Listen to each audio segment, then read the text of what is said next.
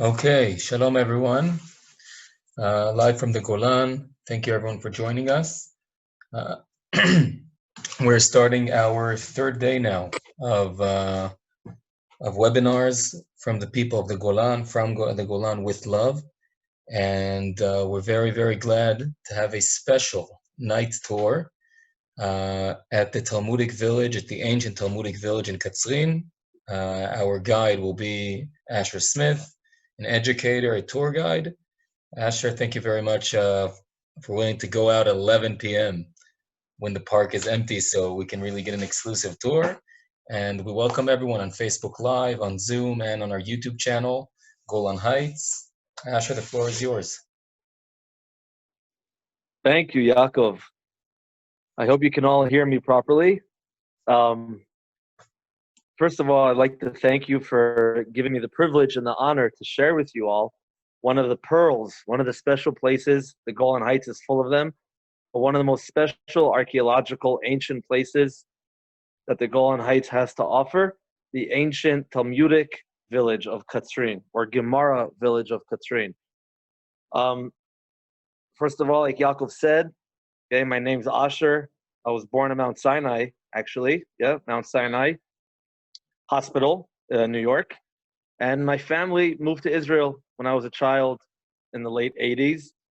And now we have the opportunity to walk around this beautiful ancient village. We're going to have a live tour. The village is closed right now. It's 11 o'clock at night. So good evening, good afternoon, good morning.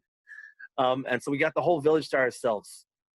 Okay, I'm going to give you a tour of a few of the basic and most important spots in the village. And we'll pause every few minutes for questions, for comments. I'd love to try to answer them as well. Okay, so as you can tell, as you might tell, I'm dressed properly, proper attire. Okay, wearing the robes and the tunics that our forefathers and our ancestors and foremothers wore back then in the times of the Talmud, the times of the Gemara. And that puts us back about 15, 16, and 1700 years ago. Okay, so we're traveling back in time 1700 years ago. Excuse me. But before we do that, I'm going to start walking a little bit. Before we do that, I'd just like to give you, okay, here we are next to one of the signs, okay, of the village, the ancient village of Katzrin. I'd just like to give you, as we start walking, okay, a short introduction to the Jewish presence in the Golan. Now, please keep in mind, there are wild animals that walk out here at the village at night. Wolves, jackals, snakes. So if you guys hear me scream all of a sudden, call the cops, please. Okay, so we're starting, guys. I'm starting to walk around the village. Jumping back in time, if you remember the stories from the Torah, from the book of Dvarim and the book of Yoshua, the book of Joshua, so according to what the Torah, the Bible describes, the Jewish people, about 3,400 years ago or so, crossed the Jordan River and settled west of the Jordan, okay, in Israel. There were two tribes that asked to settle in the state of Jordan of today.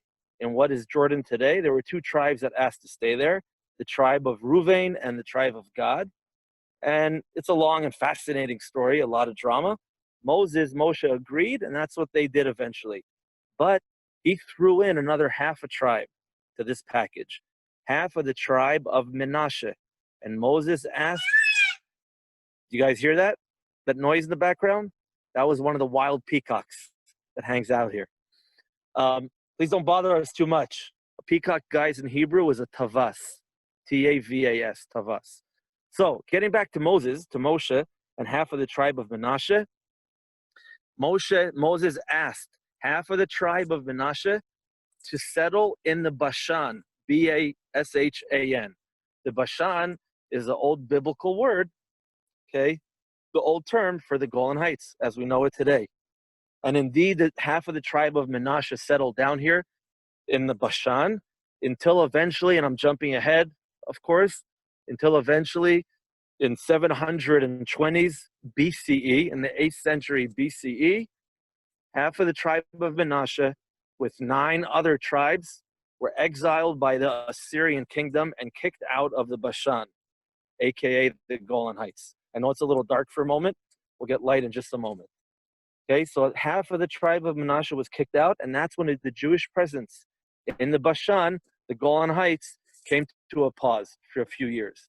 Jumping ahead, guys, many years later, the second temple is rebuilt, and eventually Jews start flickering back to the Bashan, which by that time already, we're talking now, 2nd century BCE. By that time, roughly, the Bashan has a new name, the Golan Heights. Okay, and that's another fascinating story. In the book of Dvarim, in the book of Deuteronomy, when it describes the cities of refuge, which God asks Moshe to set aside for people that accidentally might murder somebody else, they needed a city of refuge until their case was clarified. And if indeed it was murder by mistake, they got to stay in that city of refuge. So the city of refuge, which was set aside in the Bashan, is called in the Bible, called in the Torah, in the book of Dvarim, is called Golan. That's the name of the city of refuge. And one of the commentaries, Yonatan ben Uziel, who lived in the generation before the second temple was destroyed. Second temple was destroyed in the year 70. He lived a few years before that. He says that nowadays, meaning 2,000 years ago, that city of refuge, Golan, is a place called Dabra, D-A-B-R-A, Dabra. There's a place, an ancient village in the Golan, which was discovered post-1967, once we came back and liberated the Golan, which some of the Bedouin Arabs that were living there used to call the Buria, the Buria. And we know that very often the Arabs preserved the original Jewish names of the location. So some researchers and archaeologists believe that that ancient site, which was called the Buria in Arabic, possibly, perhaps, and maybe, is the original ancient city of refuge spoken about in the Torah, in the Bible, which was Dabra and is called in the Bible Golan. Now, as I said before, the whole area is called the Golan Heights, and we're blessed to live here, thank God. This village, like Yaakov said in the introduction, this village is called the Talmudic village of Katzrin. So first of all, when did Jews live here? When did they come here? How in the world do we know that this was a Jewish village? Okay, perhaps it was a Christian village. If this was a village that was inhabited, okay, 1600 years ago, we already have Christians as well. There are a number of Christian sites in the Golan Heights as well. Okay, perhaps this was a Christian village. Perhaps this was a mixed village, okay, Christians and Jews. But we believe, based on archaeological findings, that this village was a Jewish village and an only Jewish village, okay? And I'll explain how the archaeologists and researchers reached that conclusion. But before I mention that, I'm traveling back to what we said before. During the Second Temple period, people started flickering up to the Golan Heights, but the majority of ancient Jewish villages found in the Golan so far, you can see some of the walls, okay, some of the findings behind me. We'll focus on them in just a moment. The majority of the ancient villages that are open to the public nowadays were not villages from the 1st or 2nd century, okay, meaning 2000, 1900, 1800 years ago. The majority of them are from 1500 years ago and 1600 years ago, what's called the Byzantine era, okay? Why? Because during that period of time, many of the Jews left the Judean area, left Jerusalem area, due to many factors. Due to the second failed Bar Kokhba revolt, we know we had the first great revolt against the Romans in the year 166, which didn't work out too well for us. Then there was a second attempt called the Bar Kokhba revolt in 132 that also didn't work out too well. And the Romans kind of got sick of us. So eventually, it became very difficult to live as a Jew in the central part of Israel, Jerusalem, and that area. Many of the Jews migrated north. Can't take the heat, get out of the kitchen, get out of Jerusalem. So the majority of the villages here in the Golan Heights, ancient Jewish villages, okay, are from the 4th, 5th, and 6th centuries. That is why, that's one of the reasons, one of two reasons, why this village is called the Talmudic village of Katsrin because during that period of time, the Talmud was written. Okay, I'm sure you're familiar. You've heard of the Talmud, also called the Gemara, the Gemara. Okay, there's a Babylonian Talmud which was written in Iraq area, in Babylon, ancient Babylon, and there's also the Jerusalem Talmud, the Talmud Yerushalmi, which was actually written not in Jerusalem, as I thought for most of my childhood, but was written in Tiberias, Tveria, not too far away from here. Okay, and both of those books, the Babylonian Talmud and the Jerusalem Talmud, aka the Tveria Tiberias Talmud, were written roughly during the same time period. Okay, from the 2nd century until the 5th or 6th century. So during that time period, there were Jews that lived here. Archaeological findings are dated back to that time period, back to, again, the 4th, 5th, and 6th centuries, which is when they wrote the Talmud. But the connection, guys, to the Talmud is more than just a time zone. It's more than just 1600 years ago. There's much more to it than just that, and I'll get to that in a moment. Okay? But first of all, before we enter the first special spot that we're going to visit today, I'd just like to share with you, okay, how do we know this was a Jewish village? What might be archaeological proof to the fact that Jews, and almost surely only Jews, lived here? Of course, the stones can't talk. There's not an unbroken tradition of chain that this is where our ancestors lived forever and ever. So we have to take the archaeological findings, derive conclusions from them, and try to figure out what in the world happened here 1600 years ago. So I'll give you guys a few things. First of all, this village was discovered, like all sites in the Golan Heights, after 67, obviously, after the 6-Day War, after we came back to the Bashan, to the Golan Heights. Okay, in fact, one of the amateur archaeologists by the name of Shmariel Gutman, he's a famous amateur archaeologist from the 60s and 70s. He was digging in a different area in the Golan, and an IDF officer needed somebody who could speak would speak Arabic, excuse me. And Shmariel Gutman could speak Arabic. So he found Shmariel Gutman. We're talking now the winter of 67, a few months after the 6-Day War. He found Shmariel Gutman and he said to him, Shmariel, יש בדואי ערבי באזור פה, בעתיקות, שהוא לא יודע שנגמרה מלחמה, ואנחנו ניצחנו. אתה חייב להסביר לו.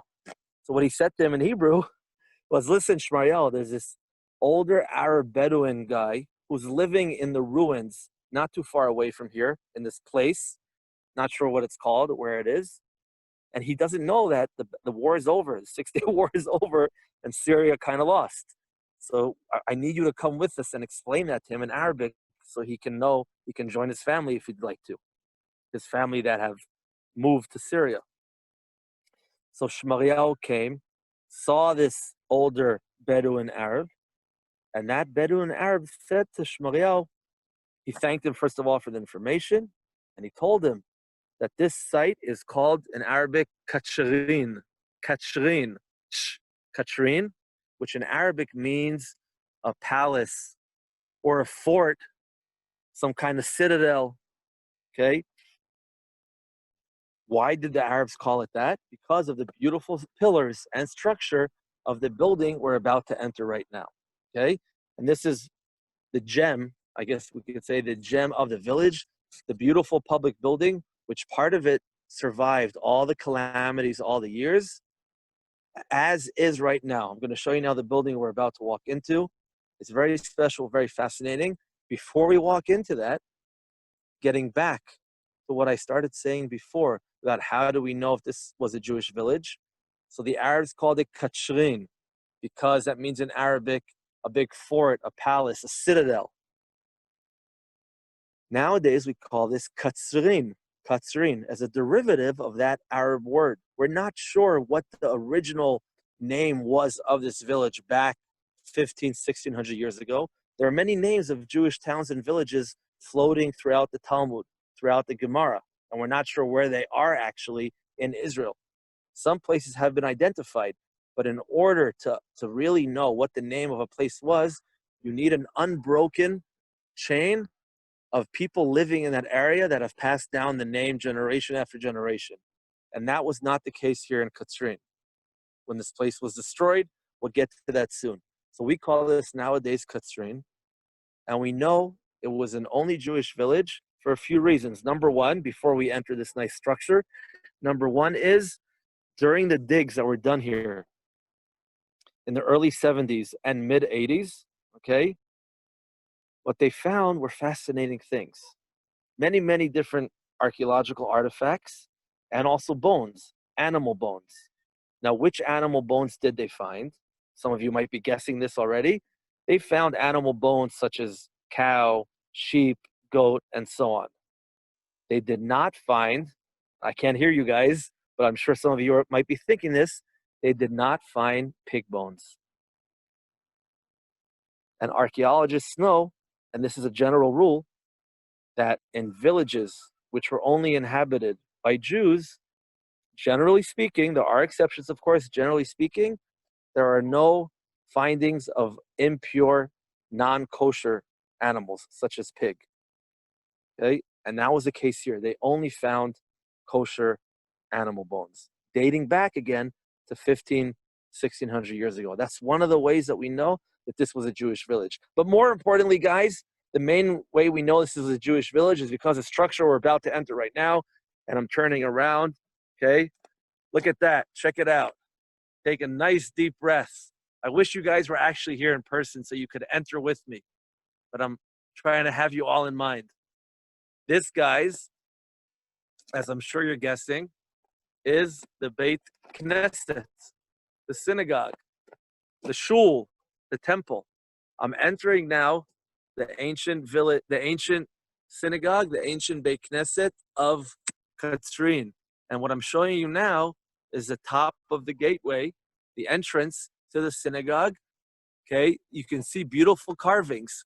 Let me just point out, the village was destroyed in the earthquake. There was a massive, humongous earthquake that shook Israel in 749 CE. Okay, that earthquake ripped apart Jerusalem, Tiberias, Safat. It ripped through all of Israel, and it hit this village as well. Most of the homes were destroyed. You got a glimpse of them before, right over there. Most of the homes were destroyed. And the pillars in the synagogue that you see standing right now, those were erected back up by archaeologists, but they fell and destroyed. But the one thing that has been standing all these years and not been messed with, it's been reinforced a little bit, so it continues to stand. But when the archaeologists came here, Shmaliel Gutman, and another special archaeologist called Sami Bar-Lev, Shmuel Bar-Lev, this beautiful gateway, this beautiful entrance was standing as is. This really stood up because what's amazing, guys, they used to say, I don't know if that's still being said, that during an earthquake, one of the safest places to stand is under the entrance beam to a home, to a building. And this really stood up to that. This has been standing all these years, okay? You guys can see on top, on the entrance beam, the nice, beautiful carvings. Try to figure out what they are if you can. Okay, I'll try to get a little closer. What we see in the middle, guys, is a wreath. A wreath, not of bay leaves, but what look like olive leaves. A wreath of olive leaves, which was a very common Roman and Byzantine form of architecture, design, decoration. But it's also mentioned in the Mishnah. When the Jews would bring their animals up to the Beit HaMikdash, they would decorate their necks with nice wreaths. So this is perhaps an influence both of Jewish sources and of the modern architecture of the time of the late Roman period. Right next to the wreath, there are these two round circles. You guys can see what they are. Anybody can guess? So these archaeologists believe are pomegranates, rimonim. Okay, one of the 7 species that the land of Israel is blessed with. And last but not least, on either end, we got what looks like a jug. Why would they have a jug at the entrance to a synagogue? Did you ever go to your synagogue or temple and they had a frying pan or a pot at the entrance, like on the synagogue, it sounds a little odd. Sounds a little peculiar, a little weird. Hopefully we'll answer that question in just a moment. Okay, so we're entering now the synagogue, the Beit Knesset. Okay, take a look around. I'm going to move the camera, the phone around so you guys can have a little look at the synagogue. I hope you see a decent amount of it. Okay, and in just a moment, I'll stop and focus on a few of the highlights that the synagogue has. I just walked in and turned to the right and went and came full circle. So you guys now are seeing the gateway through which we entered the synagogue, the Beit Knesset. Okay, we came in. Okay, I came in just a moment ago from the entrance right here. So check it out, guys. It's a beautiful, beautiful Beit Knesset. Again, like I said before, okay, this structure, if you're familiar with Roman architecture, is called a basilica. It's a classic ancient Roman building, okay, which was usually built for public purposes, okay, or for royalty. So this is a basilica, meaning it has 4 columns on each side, as you can tell, and a main hall in the middle, and 2 side areas. One right here. Okay. Here's a better shot. There's this one side area on this side. Then we got the main hall called the Stav in Hebrew, and another side. Okay, this is a classic basilica, and this was a beautiful building. They found only one beautiful public building. Now, a public building back then could be a number of things. Okay, we're talking again, like I said before, during the Christian period as well. It could perhaps be a church, okay, or a monastery. Perhaps it could be some temple for some kind of Greek god, some kind of pagan worship, perhaps totally something else. How do we know that this building was actually a Beit Knesset, a synagogue? So check it out, guys. We came in from there. That's where we came in from. There we go. That was the entrance that we came in from. We are facing this way. Okay?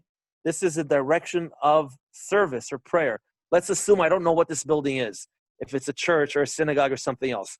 This is the direction that the service was aimed towards. How do I know that? Because if you look around, guys, okay, all the walls have these stone benches all along them.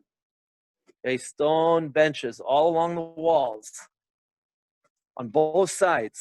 Both sides have these stone benches going along.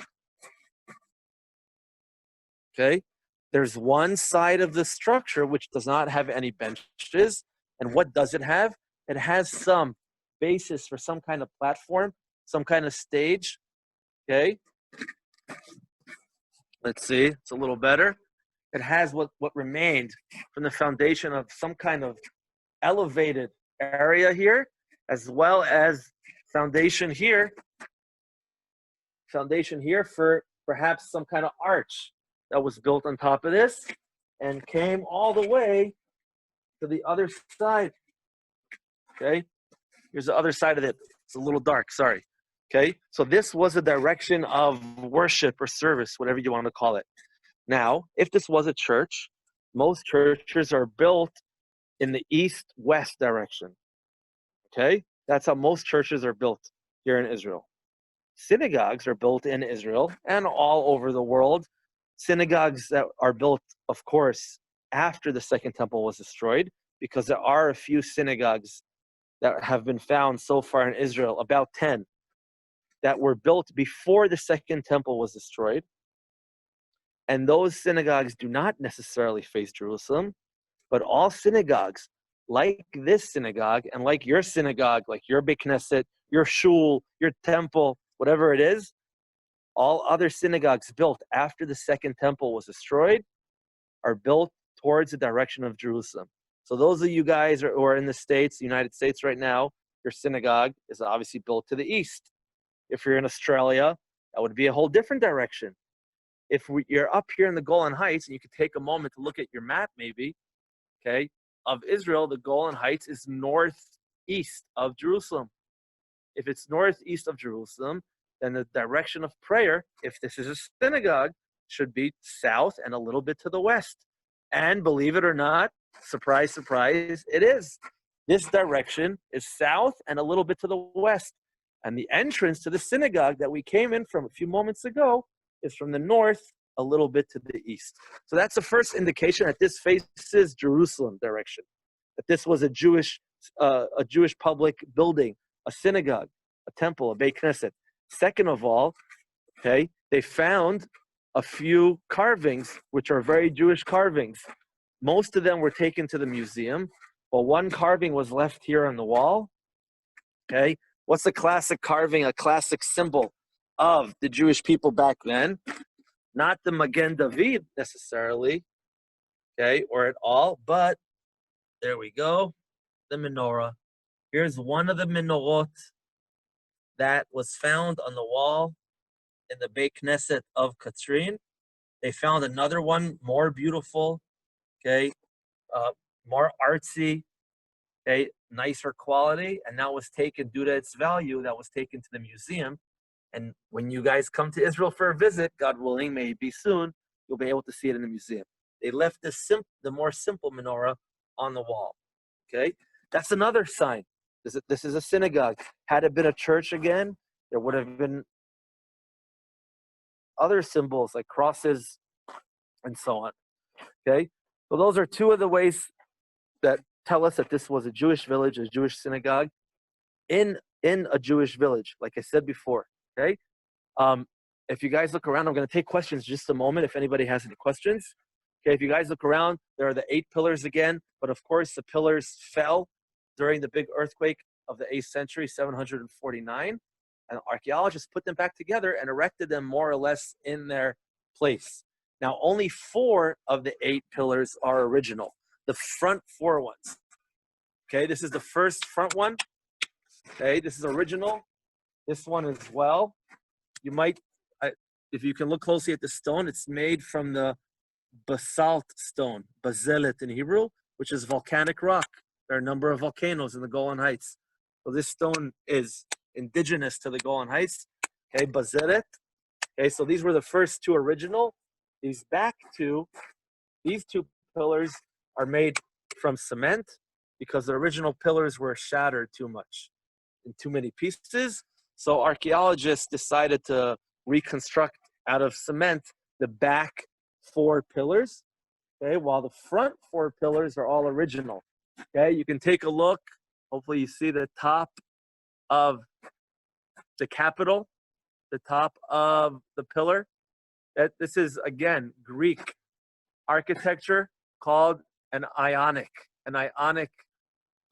capital, which has, there we go, that's better, which has the egg-shaped in the middle and on either side of it, and what looks like 2 scrolls kind of rolled up at either edges. That's classic. That's one of the 3 classic Greek types of architecture for pillars. And of course, the base, again, and these front 4 pillars are all original. I'm not sure if you guys are Sephardic Jews or Ashkenazi Jews, but if you had to guess, how did people sit in this synagogue? And does this synagogue look like what we call nowadays an Ashkenazic synagogue or a Sephardic synagogue? So all the ancient synagogues discovered in Israel look much more like what we would call today. Of course, back then there was no Sephardic Ashkenazic synagogues yet. But the synagogues, the ancient synagogues that have been found, all those synagogues look like what we would call today a Sephardic synagogue. In what way? In most Ashkenazic synagogues, people sit in rows, in pews. Okay, what rows of people behind in front of each other, like on these benches that have been placed here. In most Sephardic synagogues, people sit on benches looking at each other that go around the building, that go around the Beit Knesset. Okay, and that's exactly what this Beit Knesset, this synagogue, and all ancient synagogues have a similar style. People would sit around, okay, facing each other. If I haven't mentioned this before, guys, this is one of 31 synagogues found in the Golan Heights. Okay, and it's one of the most excavated one. It's very beautiful. I'll pause for just a moment. Does anybody have any questions? Yaakov? I'll just add that I don't see questions right now. I'll just Okay. add that one of the synagogues being excavated, which is not known to the public, is called the Majdulia, and the excavator is going to be with us tomorrow. So we're going to have Oh, the 2 days in a archaeologist, row of Michael. synagogues archaeology. Wow. Yeah, that's great. He's a great guy, great archaeologist, very, very knowledgeable, and a very sweet guy. Yeah. Yeah. Make sure to join that tomorrow. So, guys, this synagogue, unless there are any questions, this synagogue is not an ancient Jewish relic, used by the Jewish people 1,600 years ago, Exhibit A in the Museum of Natural History behind a bulletproof glass window. This synagogue is functional till today. Okay, I asked Yaakov to have our meeting, our little live tour here of the village now and not an hour earlier, because an hour ago, one of the schools here from the Golan Heights had a party here in which they received their Chumash, their Torah book. Okay, this synagogue is used today, till today. People come here to get married. People come here, schools come here to have a Siddur party where the students get their first prayer book. During vacations, excluding Corona, but during vacations, normally speaking, there are prayers here sometimes.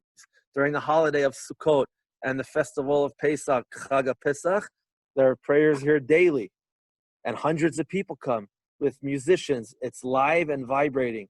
People come from all over Israel and all over the world for bar mitzvahs, bat mitzvahs, all kinds of different celebrations.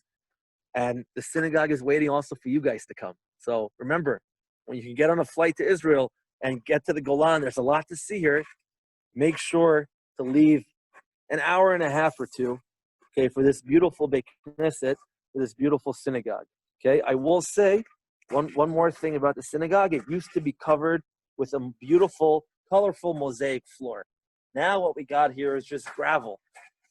Okay, the mosaic has been destroyed over the years, but there are 5 remaining stones of the mosaic, which I'm going to try to show you right now. Okay, I'm bending down near one of the benches. It's dark, so it's hard to see it. I'm sorry. But there are 5 stones right here jutting out of the wall. 5 mosaic stones. And these are what's left. And you can see right next to the stones, the white line, which was colored by the mosaic stones, which used to jut out and cover this whole floor instead of the gravel. These are the 5 stones that are left. But again, it used to be a beautiful building, two stories high. The second floor was used to bring in sunlight, natural sunlight. They found a number of original clay tiles that used to be on the roof. They're also in the museum in the modern city of Katrin. And like I said before, you're all invited to come here to the Beit Knesset for a wedding, for a celebration, for a party. I'm walking now out of the Beit Knesset, out of the synagogue. Okay, so take your last beautiful glimpse of it. Okay, and I just want to show you guys one beautiful thing. You'll notice here, okay, I'm standing now to the left of the gate, the left of the entrance, the doorway to the synagogue, to the left of the entrance. From your perspective, you'll see the stones. Okay, these are the stones which are the wall of the synagogue. Here's the eastern wall of the synagogue. Okay, here's the north wall of the synagogue. The north wall and east wall. So check it out. If you guys can see, I'm just changing direction so my shadow isn't on the stones. You guys can see there's a few layers of stone, and then there are these small stones, and then more stones. This is the restoration or reconstruction line. In many ancient sites in Israel, archaeologists wanted to maintain and let the public know what is original as they found it, and what was reconstructed, okay, and put back in place, more or less, of course. So when they discovered the synagogue again, they had these 4 rows. These 4 rows were found as in place now. One, okay, 1, 2, 3, 4. And these stones up here were on the floor. All archaeologists did when this was reconstructed and restored was put back these stones more or less in place. Obviously, it could be that this stone was over here and this stone was over there, but they were found in the place here on the floor, put back where they were more or less, and then this little restoration line was made so people could tell the difference between the original, what was found as standing all the years, and the reconstruction. You will notice another fascinating thing. These stones, which are called in Hebrew Avnei Gazit, Gazit, are stones that a lot of work went into. Okay, a hammer, a chisel, making them flat, smooth, okay, carved evenly on the edges, on the corner, okay. Nice, okay, this is top of the line craftsmanship, as opposed to many of the stones which made up the town village. Here, I'm stopping here at one of the walls. They have one of the walls of the village. You can see here, it's a much more simple job, just carved in a very loose way, okay, not so precise at all. And this is what the regular person, when they built their house, these were most of the stones that they used. Of course, for the synagogue, for the Beit Knesset, they used the more fancy, the Avnei Gazit, the Gazit stones, which required a lot more work, a lot more time, a lot more money, obviously. But it's a Beit Knesset after all. It's a synagogue, okay? We're going to one more spot, and we're stopping right here for a moment. There's some artificial light so we can see, so you guys can all see properly. We're stopping now at a home, which is called Bet, the home of, like bait, like house, home. Bet, it means the home of Rabbi Abun, the home of Rabbi Abun. Now, this writing, guys, is not original at all. This was made by us here in the village. Okay, it's named after a rabbi called Rabbi Abun, Rabbi Abun. Why was this home named after him? Because a second or third proof to this village being a Jewish-only village is that they found a number of inscriptions in Aramaic and Hebrew, and they did not find inscriptions in other languages, in Aramaic and Hebrew, mentioning Jewish names. One of those inscriptions was a tombstone of a rabbi called Rabbi Abun, and that tombstone says on it, Rabbi Abun mishkavo bechavod. Rabbi Abun lies with dignity, with respect, with honor. That tombstone is in the ancient village, okay? And interestingly enough, guys, in the Talmud, in the Jerusalem Talmud, which, like we said before, was written in Tiberias, in Tiberia, there's a famous rabbi who's mentioned a number of times called Rabbi Abun, Rabbi Abun. Now, does that necessarily mean or prove that that tombstone is his tombstone? Obviously not, but there's a chance that it is. Okay, your average person who passed away back then, who died, took off, was not buried with a nice tombstone. They were buried and a pile of stones was put on top of them. That's about it. People didn't have the time and energy to afford carving out a nice tombstone. You only got a nice tombstone if you were a person, an important person, a VIP. So perhaps that the tombstone of Rabbi Abun mentioned in the Talmud. We're not too far away from Tiberias. It's a skip and a hop away across the Kinneret, the Sea of the Galilee. And perhaps he lived here. Perhaps he died here. Perhaps he moved here towards the end of his life. We have no idea, but this home is named after him, the home of Rabbi Abun. There were a number of other, again, inscriptions in Aramaic and Hebrew which were found here. And now what's another proof, again, to this village being only Jewish. Okay? Anyone home? Coming in. Okay, we're entering the home. Part of it is original, and part of it was reconstructed, and I'll point that out. Now we're entering the home. Okay, here we are in the entrance to the home. Okay, you guys can see this entrance was used as the kitchen. But before I show you the kitchen, okay, I'm just going to turn around. Here's the door that we just came in through. There's the outside right there. Here's the door that we came in through, and now we're standing in the opening to the home, which was used and made into a kitchen. Okay, I will show you right now. You can see, remember how I spoke about the stones? The Avnei Gvil. These are the simple, okay, less invested stone, not as artsy. And these are Avnei Gazit, the more fine cut out, surfaced, polished and smoothed out stones. So the whole synagogue is built from these. But people's homes are built from the more simple ones. However, they would very often use the Avnei Gazit, the more expensive and nice and smooth surface stones, for the entrances and passageways in their home. That would give the structure not only more stability, but also beauty and aesthetically pleasing, much more than the less professionally made stones. Okay, so you guys can see this is one of the entrances into the next room that I'm about to walk into. Before I walk into that room, okay, here's again the entrance room, which was used, as a kitchen, as a mitbach. Here's a reconstructed oven that actually works. There's the top of the chimney up there. Okay. If I have time, I'll explain later how do we know that they probably had their oven here.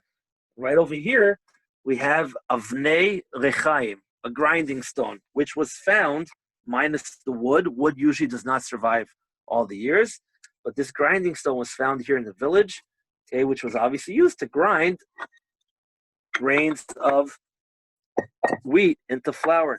They put the grains of wheat here on the bottom, put this back, they put the top stone on top of it, excuse me for a moment, and then move the grinding stone around, and this would crush the grains of wheat. Okay, this is an original grinding stone found here in the village, called in Hebrew Avnei Rechaim. There's one more room before the main room, and that's right here. This was used as a storage room for different farming tools. There's a yoke, there's a plow on the bottom. Okay, again, the farming tools are all reconstructed based on descriptions in the Mishnah and rabbinic writings from the time, and from the Talmud, of course, and based on Roman descriptions as well. And now we're going to enter the main room, called traklin, from the Greek word triklinion, a reclining area. Okay, I'm lowering my head a little bit. Now we walk into the main beautiful room of the house. It feels like daylight a little bit because I turned on the artificial light so you guys could see as much as possible. But this is the original lighting of this, well, not the original lighting, but this is how they would light up their house, with nice olive oil lamps. Remember the olive oil jugs at the entrance to the Beit Knesset? Here we go. The beautiful ner, the olive oil lamp. A ner in Hebrew means an olive oil lamp. It's also used to describe a waxy candle nowadays in modern Hebrew, but this is where it comes from. Ner, an olive oil lamp, would be placed on the ziz shelf, which jutted out like a ledge, a ziz in Hebrew. Okay, Z-I-Z, Zayin Yud Zayin. And there were a number of them, and this is what gave the people, the family, the residents, light at night and in the early hours of the morning. So there are a number of them jutting around. Like I said before, guys, this home, part of it is, well, there's a nice view. Part of it is original and part of it is reconstructed. Okay, on this side of the home, for example, hope you guys can see this black line, this dark black line. This is a reconstruction line. Just like I showed you in the Beit Knesset and the synagogue, they made the reconstruction line with little stones. Here they did it with a black line. And again, everything below is as found. And on this part of the house, whatever's above was reconstructed. Okay, I hope you guys get here. I'm turning around again. A nice view of this beautiful room. You can see a ladder in the background. I'll get to that in just a moment. Okay, time is creeping up, so I'm going to shorten up here. This is a very, very beautiful home. Look at the nice ceiling. Okay, reconstructed out of wooden beams. Right here behind me, if you guys saw before, is the mizaveh, also known as a pantry in English, where they could keep jugs of wine, jugs of beans, jugs of oil, okay, for the family to use on a daily basis, of course. And this main room right here, the traklin, was used for a number of purposes. Okay, it was used to have guests. When you guys come here, God willing, and visit the village in your body, you'll be able to come here. We can host you, give you some good olives, maybe some goat cheese. So this was used. You could sit on the benches and schmooze, chill out, have a good time. It was used also as a dining room. They take the table, okay, bring it to the center of the room, perhaps, and take some of the benches and have breakfast, lunch, and dinner. And of course, in the evening at night, they take these sheepskins, okay, these fine sheepskins, obviously reconstructed and authentic. They take these sheepskins and kind of like sleeping bags, put them on the floor and go to sleep. If the family was wealthy enough, had enough money, so there were two people that had their own room, and they would have the aliyah or aliyah tagag, okay, the attic, the loft. Okay, you can see the nice wooden ladder reconstructed going up into the aliyah, into the attic. And that, of course, was a place for the parents in order to guarantee the continuity of the Jewish people. So they had some privacy up there, but not always. Some families, everybody slept together on the ground. We know the aliyah is mentioned a number of times in the Talmud. It's also mentioned, for example, in the Nevi'im, in the Bible, and when Elisha the prophet, the student of Eliyahu Hanavi, Elisha, the student of Elijah, brings the boy that died back to life, it happens in an aliyah, in a place like this, in a room like this, in the loft, okay, in the studio apartment. One more thing about the home, and then I'll pause. Time is getting late. You guys check it out. You see how high these windows are? The windows would be. There aren't really any windows at any normal height. Look, this is the wall. If I was the architect or engineer of the home, I'd plan some windows here. Okay, what you're seeing up top, look how high those are. Those little openings are called in Hebrew tsohag. Tsohag is what Hashem tells Noah to build in the ark.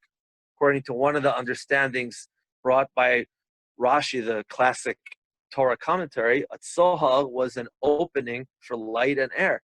So they didn't have windows here. Chalonot in Hebrew. No chalonot. Only a few tseharim, a few openings really up high. What about some, it gets to be a gazillion degrees. Last week, it was boiling hot. Why didn't they have normal windows at like eye level, more or less? Okay. For a number of reasons, you might be guessing already why they only had these small openings up high, the tsohag. First of all, guys, if they have a large window at eye level, at a normal level, that would require a lot of support for the rest of the wall. And remember, you know what this wall is built from? If you haven't guessed by now, stones and more stones and different sizes of stones, large, medium, small. There wasn't any cement or like metal, iron inside to support, to give it structure, like the skeleton of the building, like nowadays. It's just a nice pile of stones. That's it. A large window opening would make the structure very unsturdy. That's one reason. Okay. Another beautiful reason is, and I'm gonna end. I'm about to end. Another beautiful reason, guys, just showing you guys around as I talk, is that if you live in the United States or maybe somewhere else in the world, very often when you're standing in line at the cashier, at the Walmart, Publix, Kmart, Target, and you're shopping whatever it is, very often as you wait in line at the cashier, you'll see next to you, to your left or right, a number of racks with very vital, important reading material. Okay? And you can open those magazines up and you find out amazing information. Okay? How many pounds, what's her name, the actress lost? Which politician just had plastic surgery? Who just got divorced and then married for the 25th, 100th time to who? All this important information.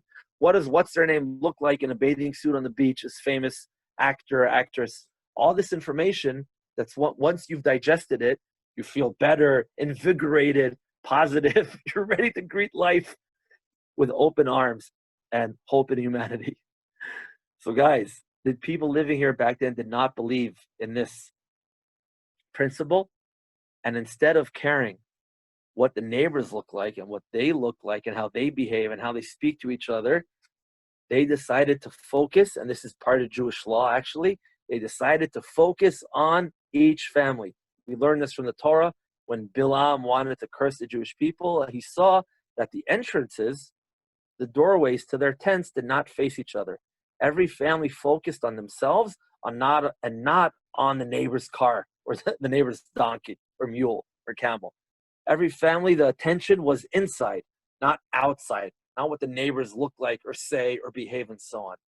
That's another reason why, and this is according to Jewish law, you're not allowed to have an opening from which you can see into your neighbor's yard right outside. You're supposed to focus on your family and not how dirty and how brown the grass is on the other side. It's another reason, guys, why we got these small openings up high and not down below. Very, very beautiful. Okay, last but not least, there's a famous story brought down in the Talmud about Rabbi Akiva and his special holy wife, Rachel. When their daughter was born, they were told by the astrologers that on the day she gets married, she'll be bitten by a poisonous snake and die. They worried about this, needless to say. And on the day she got married, Rabbi Akiva, rejoiced at the wedding. But perhaps, who knows, perhaps he was thinking as he danced or celebrated with his daughter, that might be the last dance. So the next day when he came to visit her in her new home, expecting to possibly find a lifeless body on the bench, on the sheepskin, he could smell her cooking a mile away, and he walks in and he's all happy and they both rejoice. And he asks her, "Tell me, my daughter, did anything special happen last night?" She's like, "Dad, yeah, I got married. How many shots of whiskey did you have at the bar in the wedding hall?" No, that's not recorded in the Talmud. That's my own interpretation. But what she did say to him, eventually she pointed out two interesting things. The first thing was that during the wedding celebration, as she started to eat, she heard a knock on the door. Okay, she heard a knock on the door, and apparently no one else heard it. She did. She got up. She opened the door. There was a poor guy there, and she gave him her plate of food. Rabbi Akiva was, "Wow, I raised you correctly. I'm very happy." The second thing she said what happened was when she went to sleep, she took her hairpin, stuck it, shoved it in the wall, and when she woke up and pulled out the pin, which was in her head the night before, lo and behold, what did she find at the end of that pin? A dead poisonous snake. Rabbi Akiva put one and one together and reached the conclusion, tzedakah tatzil mimavet. Charity can save from death. You saved that poor guy from death. You gave him food. You saved his life. So your life, like measure for a measure, an eye for an eye, but in the positive sense, your life was spared as well. When I heard that story, guys, and I was a child, okay, I think I got home and I was always told, "Asher, you have to behave like the righteous people, like our ancestors, like the mothers, the fathers." So I almost got electrocuted when I started shoving pins into the holes in the wall. Because what kind of holes do we have in our walls? Electric sockets, obviously. But guys, if you look again at the wall, check it out. There's all these cracks and crevices and holes, which are a perfect spot to put a little pin, a little needle, a little toy, whatever it is. And it's also a perfect hiding or nesting spot for snakes, scorpions, and so on. And once I came and saw this kind of wall here, that story made much more sense. In the Talmud, this is a perfect spot to use as a storage for little things. Just to add on that, guys, about 3.5 years ago when I came in here and I was giving a tour to a group a little bit more vibrant than this group is, because unfortunately I can't see you guys yet. This is what I found. I'm just picking it up right now. This is what I found on the sheepskin right here on this bench. Okay, I'll bring it closer. This is not a prop. Okay, can anybody figure out what this is? So this is a wedding veil. This is obviously not Rabbi Akiva's daughter's wedding veil. This was forgotten here the night before I gave a tour here about 3 years ago by a bride and a groom who got married here in the Beit Knesset, in the synagogue. And after the chuppah, after the wedding canopy, they came to this home, and this is where they dined and had their first meal as a married couple. They forgot this here the night before.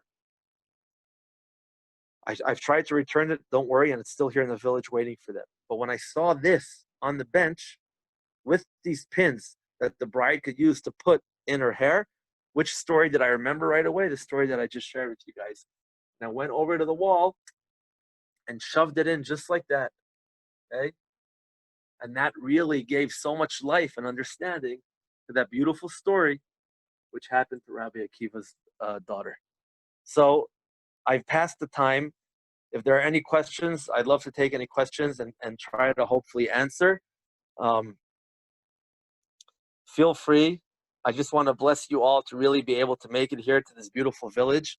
There's a lot to see, okay, a lot to enjoy, a lot to learn. I try to be very, very concise, and normally you could spend 2-3 hours here learning about all the different sites and the lifestyle of back then. There are a few more spots in the village, that we can see maybe next time or in the future. Okay, these are just 2 gems, the Beit Knesset, the synagogue, and the ancient home, named after Rabbi Abun. So guys. Okay, guys, if Yaakov, anyone has questions, this is your time. Staying up and braving the peak. Okay, thank you very much peacocks. for Thank staying you. up Yeah, and braving the still. peacocks.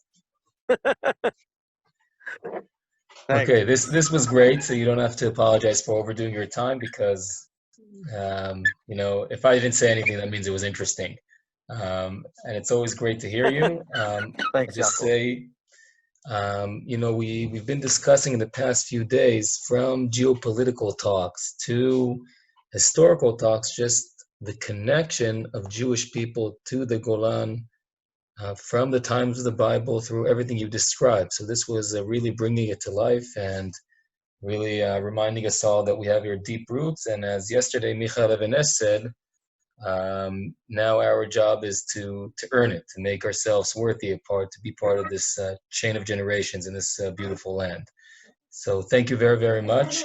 Guys, I'm just I'll share my screen just for a second. I hope it's gonna show me.